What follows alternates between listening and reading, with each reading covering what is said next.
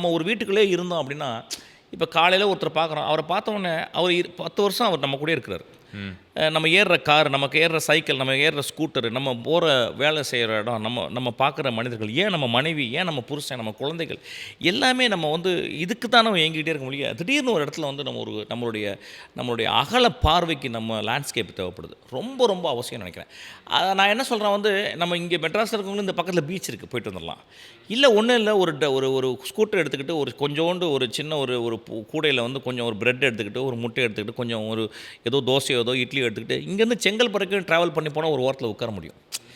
இதையும் நான் பண்ணணும்னு நினைக்கிறேன். ஆக்சுவலாக இது நம்ம வந்து சி எனக்கு என்னமோ நம்ம வீடு, நம்ம தெரு, நம்ம இருக்கிற வாழ்கிற இடத்துலையே நம்மளுடைய 50 வருஷம் 60 வருஷம் முடிஞ்சு போயிடுது.